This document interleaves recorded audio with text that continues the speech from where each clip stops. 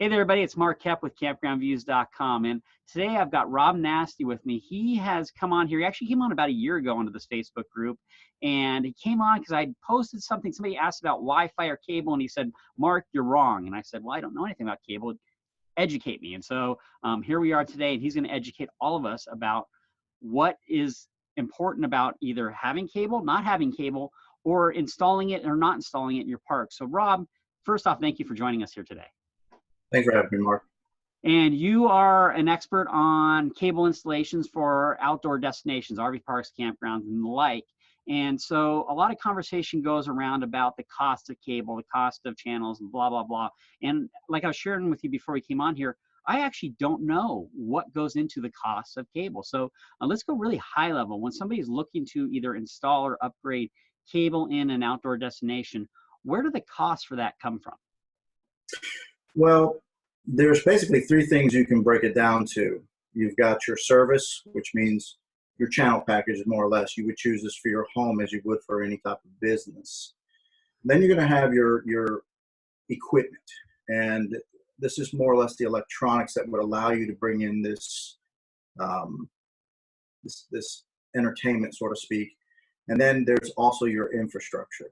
So if you kind of break it down, it's kind of like if you compare it to Wi-Fi, since so many people are sort of on the Wi-Fi kick, you got to have your service provider. You're going to pick a service that you're going to get from. If you're going to get, 1,000 megabytes, 200 megabytes, all that would be your packaging. And then once you get it into the actual location, then you have to look at your infrastructure. How are you distributing that throughout the park so everybody gets good service? So that's what you really have to take into consideration. I think if you've ever talked to me at any of the shows, or KOA or anything like that, the infrastructure is probably the most important item that you should consider. Just like Wi-Fi, if you've got 500 megabits coming in, it's pretty much useless if it stops at your office and you can't get it out to your campers. Would you agree with that? Yeah, absolutely. And that's what gives you, so to speak, your bad reviews and things like that. Well, it's the same thing with cable.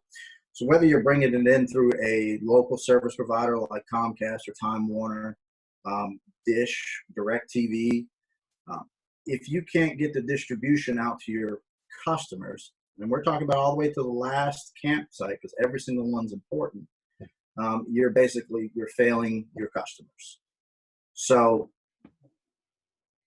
when you're considering doing something like this, you need to look at how is this being built. And we're more or less looking and talking about new infrastructure builds, meaning there's nothing in the park, whether the park's being built or if it's already built and we're adding it afterwards.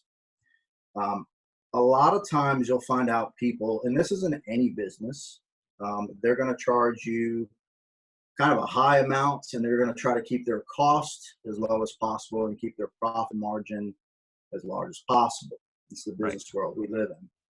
And unfortunately, though, if you're not aware of what you're getting, even if you're comparing apples to apples, say, one system's $10,000 and another one's $10,000, but one system is using a subpar infrastructure, well, even though you're looking at some things and, it's cheaper here, you're going to end up paying for it in the long run. And just some examples from us personally, we went behind campgrounds that had went that route and tried to do the kind of on their own, went to their local guy, and not reaching out to their associations, because I strongly believe in the associations, because these are people who specialize in this industry and know what the customers. Let's go a little high level. So you and I have had some conversations off the air about the argument, and the first argument you're going to hear against cable would be that, Wi-Fi is super fast and people stream TV. And you've had some really good responses to that on cable. So let me throw that argument at you, and you can address it for everybody else. So why do I need cable when I can install super high-speed internet at my park? Well, when it all comes down to it, it's a decision as an owner that you have to make. Excuse me. The one reason why I like it And I'm not saying that you shouldn't do Wi-Fi or, you should do just one or the other. I kind of like the fact that you can do both of them together in case your Wi-Fi system goes down. Well, at least you people can go back and look at TV. Or if your TV goes down, you have good Wi-Fi infrastructure so your people can stream things or whatnot. Like I've said before, it's, the streaming thing is nice. It's nice to have. I suggest always building the best Wi-Fi system you can. And we don't even do Wi-Fi, but just because if not, you're going to have bad reviews. You're going to have people complaining. Why wouldn't you want to do that? Same thing with cable. You want to build the best possible system you can have. It's not a solution. It's a nice addition to the entertainment. I mean, imagine walking into a hotel and only having Wi-Fi and no television in there. Seems kind of odd. Yeah, yeah. The other thing is, personally, I'm a camper. And when I want to find a new campground to go to, I use a website. It's called RV Review. And it kind of gives you reviews of campgrounds. But one of the nice features it has about it is you can put in a checkbox what you're looking for. So I want a pool. I want pull-through sites. I want 50 amp service. I want Wi-Fi. I want cable television.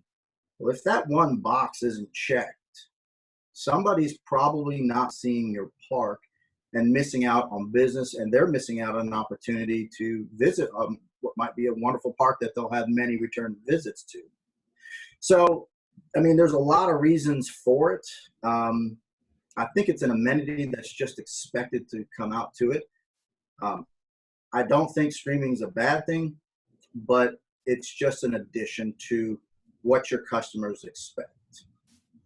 Okay, and that's a response. We've talked about that afterwards, and it kind of got me thinking that you're right. And I'm a full-time RVer too, right? We travel all the time, and I've always found that cable's actually, Wi-Fi has always been traditionally bad in our industry, although it's gotten a lot better. A lot of parks really kind of upgrading that. But cable has always been bad, and I realize that. Let's go back to the other conversation about the infrastructure. Is when you plug into the cable box and it's grainy, and I'm in a new rig, and I know my cable connections are good inside my rig, and I've got a grainy, it's snowing on that cable connection. Is that something that's being derived off of that underlying utility hookup under the ground? Believe it or not, if you're getting, here's the details on that, not to get too deep into it, but if you're getting grainy picture, if you're getting fuzzy picture, you're probably looking at analog picture. Analog picture will play, so to speak, no matter what. If you kind of think of two cans and a piece of string, it's going to work. It may not look great, but it's going to work. So with some of the things you're talking about, there's usually very simple solutions to that problem. Number one, it's usually the connection at the campsite. So if you've ever noticed a little barrel that you actually screw into, that wears out over time. That's actually a maintenance type piece. Even though it's 50 cents to replace that, unfortunately, it can cause problems because the connections sort of wear out, just like anything else. You replace your 30 amp plugs, you replace your 50 amp plugs because they wear out from people using it. Same thing with your cable connections.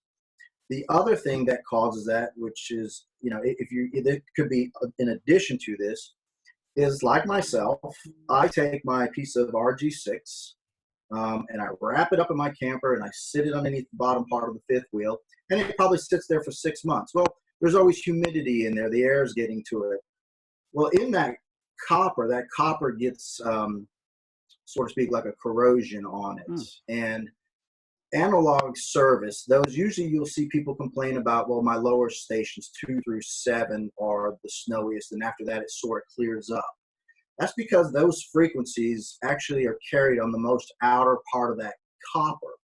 So when you have degradation of that outer part of your copper because your cord's been sitting underneath there and has now got corrosion on it, well, half the chance is your own equipment causing that problem. The other thing is we see a lot, it's inside the rigs themselves.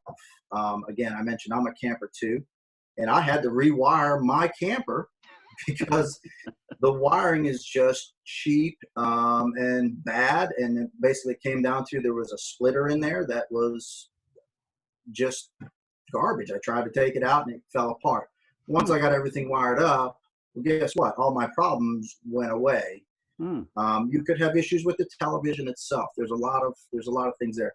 But 80% of the time when we hear problems with the campers, it's found in the rig. And again, it happens. It happens in brand new campers. I went and did a service call, and the gentleman says, "I've got nothing at my camper. Your system is not working right." So all our systems, we provide a test TV, and we always say proof is in the pudding. We say take the TV. It's a little tiny TV. Take it out, hook it up.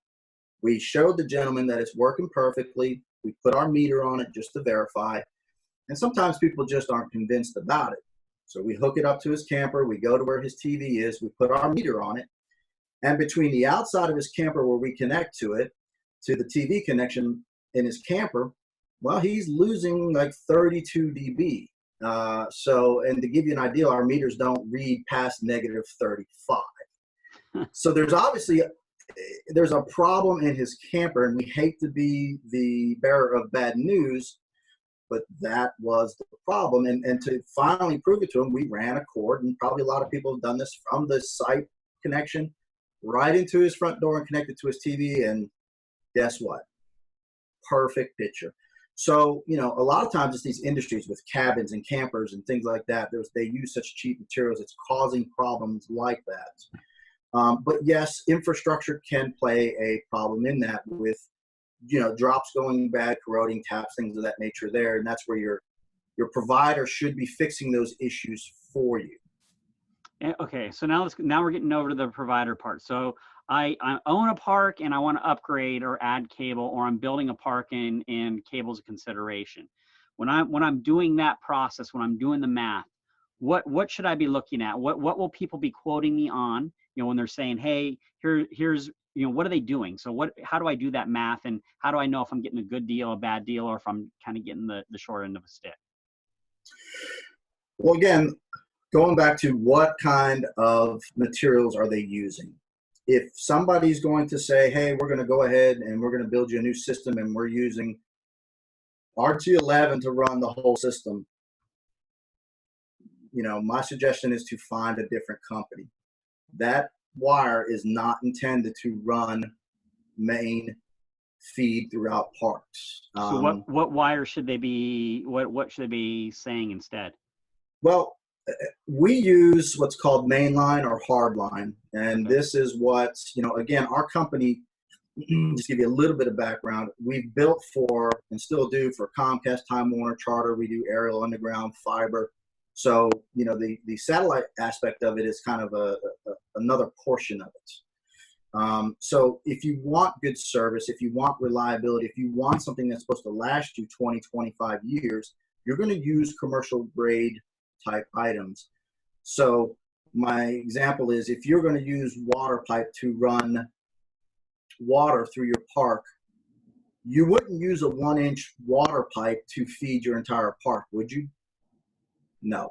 You're going to use 3-inch probably pipe, 4-inch, whatever it is you use, and then you're going to kind of distribute it from there. So you've got your main feed coming in, and there's plenty of pressure.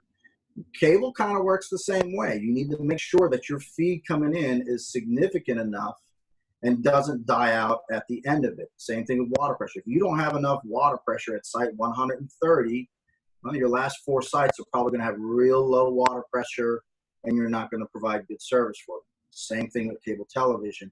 RG11 and RG6 were not designed to carry that type of service throughout, acres of land, and through obviously different types of components. Okay. That's like I said, that's a major mistake that people make. And yes, sometimes it might seem cheaper, but you're really paying more in the long run when you figure out everything else. The other thing you want to make sure too, Mark, is you're not daisy chaining your sites together. So a lot of people get by without putting taps in, without putting mainline in, because they are daisy chaining with either RG11 or RG6. So again, the same problem is your signal degradation is happening there. You're losing too much at the end if it's not being amplified correctly. And the other thing is with the daisy chain process, and they basically look like little splitters, but they go bad very easily. It could be a power surge. I've seen campers that aren't grounded correctly that feed back into the cable and they burn out. Well, now you have a problem where every single site beyond that stops working. And who's servicing your park for you to get that done? It's up to you to find out what's going on there. And it's just an insufficient way to do it. Okay. So you got the line in the ground then, and going for something that's called a main line. What's the next piece of the equipment that they'll be quoted on to install cable in their park? Well, you're going to have the electronics, so to speak, of the infrastructure. You're going to have taps that are going to be your basically where each section is going to have an individual line, or each site's going to have a dedicated line run to it. You're going to go to those taps. So you're going to have items like that. There's things where, you got fittings for the main line. That has to be considered. We got housing to housing fittings that connect all the equipment together in the pedestals. You've got the pedestals themselves. And you've got amplifiers. You got amplifiers that got to go through the park. And we're talking about proper amplifiers, not something that you have to plug into a 110 outlet. That's not what we use, and we don't recommend using that, especially in an outdoor environment. That's one of the biggest failures there are. And so you have power supplies for that. So basically, you're getting a lot of that cost just from the material, and we use everything in conduit. So that's, that is an additional cost there. But again, it's helpful for the customer down the long run to keep things working longer and easier to repair if we have to do something in the middle of the season. So that's your cost. The other cost is going to be your feed, Mark. So you're going to have some way to feed this. So if you're particularly looking at the satellite industry, you're going to look at DirecTV, or you're going to look at Dish, and you have what they call a head end, basically. And in the past years, new technology has come out, and we are particularly using what the Smart Box is available now. Let's stop there, because I'm not following. So when you say feed or head unit, you're talking about, I'm going to put it in my terms, you're talking about whatever your provider is, Comcast, Time Warner, that becomes your feed or into your head unit. Is that what you're saying? Well, it's kind of like this. If you kind of picture, we have the cable system, right? Okay. What information are you putting on that cable? So let's just consider the feed being, we could use a DVD player for the feed. So we're going to hook up a DVD player to the input of that cable infrastructure. That DVD player now is considered to be your feed. That's where you're getting your broadcasting from. But in this case here, you're using satellite equipment. And the head end type units are made again for commercial applications. So you don't have to give out any type of equipment to the campers. They basically plug in and they do a channel scan and it works. Everybody knows or have heard about the digital transition where the cable companies are wanting you to hand out, digital boxes for every television. We know it doesn't work in this industry. No. So that's what your head end does. Your head end is the electronics that takes the feed from the satellite, processes it, and distributes it down to your infrastructure, which gives you cable. So a lot of times, you hear people, they say, well, I've got cable service or satellite service at this campground. Technically, it's kind of a hybrid system, more or less, because it's a true cable television. It's just because the way you've decided to feed it is through a satellite. Some people say, well, it's satellite television. Well, it's a satellite feed, but it's cable television. It's how it's processed. We've converted into a cable system. Does that make sense? Yeah. Yeah. So you mentioned that there's some new technology in the space. Is that what you're talking about, where you don't need a box at each trailer in order to get that? Or, what are you talking about with the newer technologies? Well, for years we've used, a standard head end, which everybody's seen it. It's the taller racks with the receivers in it. And we still use them to this very day. There's nothing wrong with them. But there has been new developments in the commercial television industry, where now you can kind of use something. Everybody's seen the red box. That's in particularly with Dish, and it's about the size of a microwave. So you're saying, well, why would I use that versus a standard head end? There's a lot of reasons for that. Number one, the reliability factor. With the standard head end, you have a lot of sort of moving parts. So you've got, we do 48 channels. You got 48 modulators, 48 receivers. You've got combiners. You've got all these different things. And every time you add a component to it, it's a point of failure. And it's like that with anything. You build an engine, the less moving parts you have, less points of failure you have. With these new components that they've come out with, the nice thing about it, there's a lot less moving parts to it. It's more of a sort of IP-based type head-end unit, so it's all digital now. And you can eliminate all those points and problems with the traditional head end and go with this type of unit here. Usually you have a lot more, you can get greater picture quality. For the one we use in particular, you can receive HD at your television. People say, well, that's no big deal. I've had HD at my house for 10, 15 years. It's a big deal in the campground industry because normally to receive HD service at your home, you have some sort of converter box, whether it's through Time Warner or DirecTV. That box allows you that HD to be descrambled to a signal that your TV sees. And the reason why it's scrambled is a lot of times it's really got to do with security. So, the cable industries have done this, and one of the advantages to it is the old, hey, we can steal HBO or we can steal cable. You can't do that no more now that everything's digital. So this box allows us to do that. But the beautiful thing about it is at the end of the line, you do not have to have a converter. So that means your customer does not have to put any additional equipment as what we call the end user. Most of the televisions that are put out today have what they call a QAM tuner in it. You might have heard that a time or two. And that's basically works as the digital receiver, but it's built into the televisions now. That piece of technology allows that television to talk to the head end. So it is a big advantage in this industry. In fact, it's Dish. What I like about Dish is they really focus on the RV industry with the tailgater. They have their own RV division. So it's good to see people paying attention to this industry. Yeah, and so now we've got the hardware, we've got our feed coming in.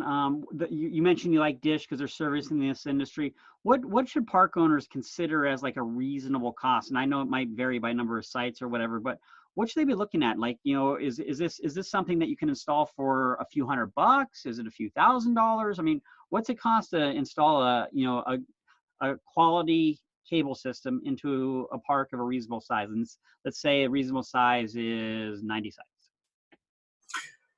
There's a lot of dynamics to that, Mark. I could have a park with 90 sites in it that's on 1 or 2 acres of land, and I might be exaggerating there. But I did a park where it was 110 sites, but it was so spread out that we put over a mile of cable in the ground. Oh, wow. Okay. So obviously that's going to cost more than a park that's put on 2 acres. So distance and how spread out you are plays a big factor in what the cost is, because obviously the more material you're using, the more labor you're using also to get it into the ground.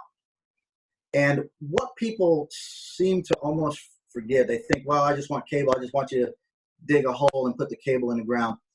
Think to yourself, what would it cost if you called an electrical company or an electrician and said, I need my entire park rewired for electric and replace all my components in it? That's a pretty pricey little price tag. Right. Well, more or less, we're doing the same thing. We are visiting every single site, and we are putting mainline in to feed the entire park, just like the electrical system. So I think there's a misconception of how easy it is or how it should be inexpensive. And it's not that we're trying to make it expensive. It's just the undergoing of the project. It is a big thing, and sometimes I play it down because this is what we do every day of our lives. But digging in the ground and going underneath roads and doing bores and hand digging, it's a lot of work to get this done for you. And I'll give you an example. We are working with a campground now that's doing a 200 site extension. Beautiful place, very good people, very great owners. And they decided to hire the electrician to put the wire in the ground. So the electrician's going to open this trench up, and he's going to put the cable in the ground for their electric and the water and everything. And we said, well, we'll give you the materials because it's easier for timing and dynamics to get it in all together. And he's charging about $11,000 just to put the materials, which I mean that is the wires, in the ground. Wow. We still have to come back and do the site connections, finish up the connections up to the sites. We have to install the pedestals. We have to splice the main line. We have to put in the amplifiers. We have to do the head end. So there's a lot of work that comes about to that. And I put that number out there for that, just as something for people to compare. Now, that would be for 50 sites. Now, I've given out a recent quote of just under $10,000. And we're going to do all the splicing and everything, all that included in that. So you could see how there's a big range of pricing there, depending on where you go to. Electrician's probably going to cost you a little bit more. And what most people think, well, an electrician should be able to do this. Electricians are not qualified cable installers. So they can basically put it in the ground, but you need to have somebody who's in this field that knows how to do the splicing, knows how to balance the signal, knows how to get the power down to the amplifiers. There's a lot more to it than most people think. They think of cable, they think, well, I've got it in my house. It's a little piece of wire that goes from the pedestal out there to my house, and I have cable. So again, think of it, if you had to rewire your park with electric, that's the type of dynamics that goes into what we do for a living. So everything's different. Ground conditions are different, where you're at. So it's hard to pin that down. But if you have questions, I encourage you to ask who you're looking at, your provider, what kind of materials you're going to use, what's going to be involved in getting this into my park. Those are the type of questions that will probably make more sense. I'll give you a perfect example. I could never understand why crab legs cost so much.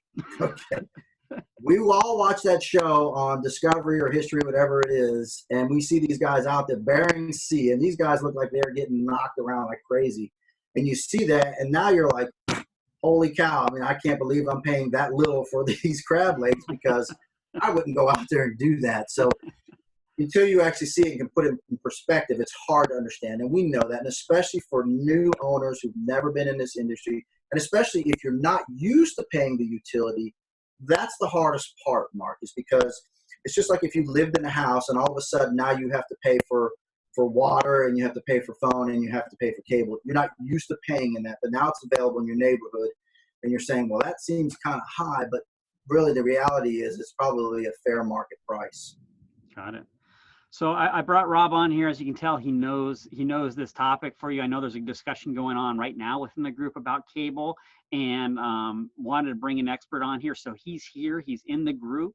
If you have questions about cable, I want you to reach out to him and ask him. I mean, we've got the experts here to help you better run your parks. Rob, go ahead and plug yourself, name your company, and obviously you can respond to this video, and he'll pop on there and answer some questions. But Rob, go ahead and plug your company, and you'll be at the Carolina show here in a few weeks also. I will. So we are Assisted TV Solutions. You can contact me via email at robert.nasty@assistedtv.com, or you can reach out to me by telephone. It's area code 336-442-4935. Hit extension 2, and that'll get you right to my desk. And again, guys, I serve on the Carolina board. I'm here because I'm interested in this industry, and I'm here to help people. You don't have to do business with me. You can just ask me for some advice. I'm more than happy to talk to people for it, because let's face it, we're all in this together. We're all small businesses, and it's one hand helping another. Yeah, and it's, this kind of goes, I've learned something today, so thank you, Rob, for taking the time to educate us a little bit. And it does go to that underlying service for the customers. If guests are camping and having a better experience, and that better experience could simply be having a solid TV signal so they can watch the game on Sunday. I mean, just that alone may make their entire weekend. So you're helping make that happen. Thank you for your time today, Rob. One more thing I wanted to add, Mark, just before we go. When we do send out information, we do service all our stuff. So everything we do is warranted and is, we service it for you at no additional charge. So just to put that out there as well. Very cool. Rob's a member of this board. Feel free to comment below, and he'll be happy to answer your questions, help you along. Thanks, Rob. Thanks, Mark. I appreciate your time.